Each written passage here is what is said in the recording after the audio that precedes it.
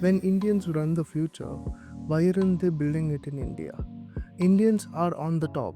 Microsoft, Google, Adobe, IBM.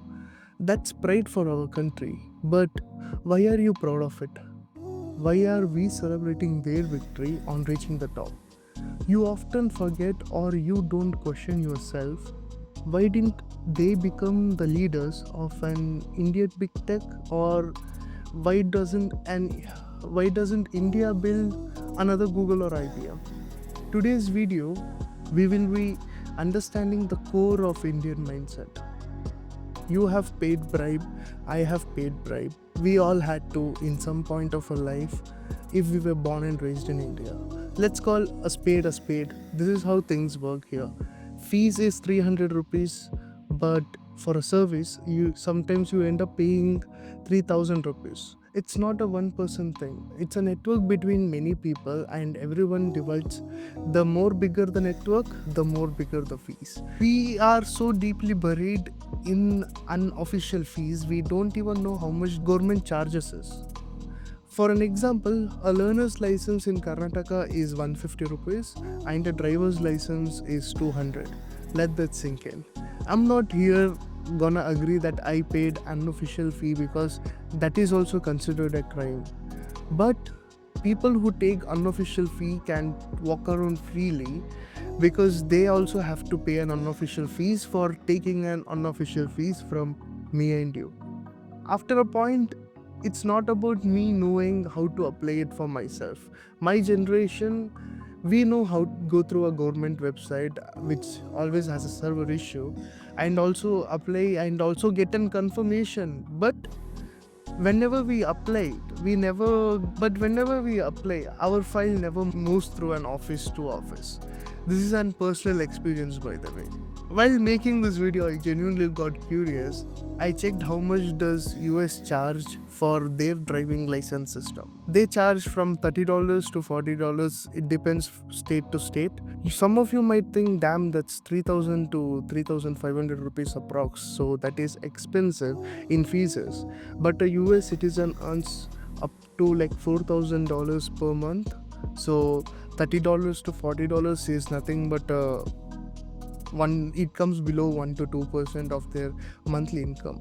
But an average Indian household, they earn 30,000 rupees per month, and you do the calculation how much you paid for your driving license and how much percentage was it. And just reflect. So what, bro? Every country has its flaws, no big deal.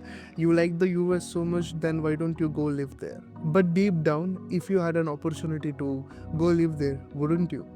If you were about to get a citizenship, wouldn't you accept it?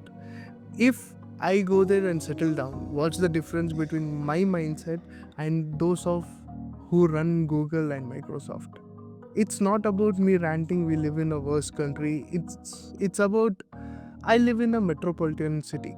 I haven't seen 70% of this country, the conditions how people live. But talking about it itself is a start for a better society.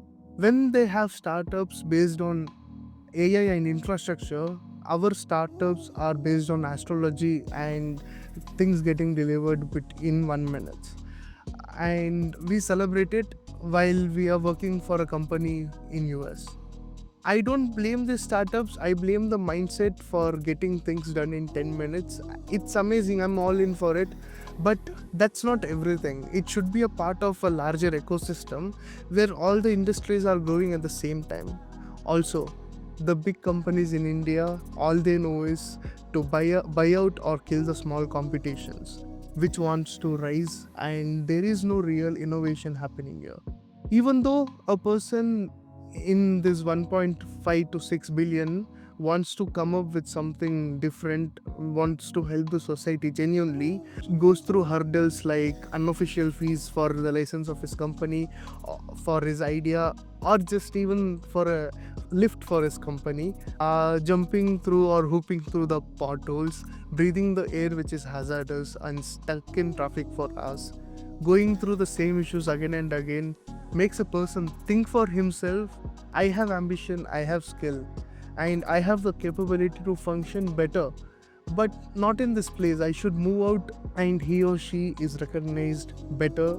And he wasn't selfish, he just put himself and his family first. That's the reason why we are in creating world changing technology. And every time when an election comes, we hear politicians saying brain drain is a serious issue, while making India is a very important advantage for our country. And same politician with the same mouth will be announcing, let's give homes for free, let's give public transport for free, let's give mostly everything for free. But in real, nothing is for free, everything comes with a cost. And they take your taxes, they'll take debt to provide other people with freebies. Being a taxpayer, do you send your kids to government schools? Do you go to government hospitals? Are people using it paying taxes? So, a better option for you is being there where your tax money is valued and you get the benefit for your hard work. Sorry to say this, but India is a dog eat dog world. These companies want laborers, and you are just being one.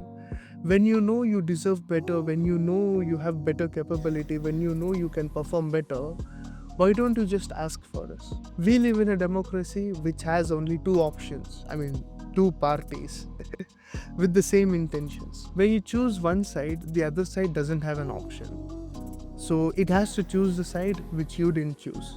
Start thinking and start questioning. This is Both Sides Explained. Until next time.